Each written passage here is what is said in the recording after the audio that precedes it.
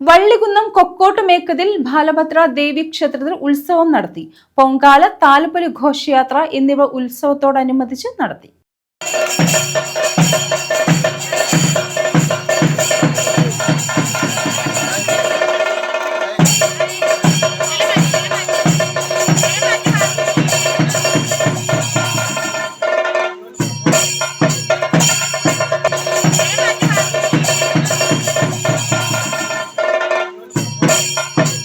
കലശാഭിഷേകം, പ്രസന്നപൂജ, നൂറും പാലും, അന്നദാനം എന്നിവയും നടത്തി.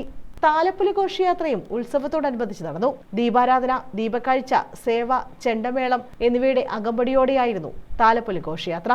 ക്ഷേത്രതന്ത്രി വെട്ടിക്കോട്ട് മേപ്പള്ളിയിലം വേണുഗോപാൽ നമ്പൂതിരി, ക്ഷേത്രമേൽശാന്തി ശശിധരൻ നമ്പൂതിരി, കീഴ്ശാന്തി മംഗലശ്ശേരിയിലം ഹരികൃഷ്ണൻ നമ്പൂതിരി എന്നിവരുടെ കാർമ്മികത്വത്തിലാണ് ചടങ്ങുകൾ നടന്നത്. News bureau, Vallikunnam.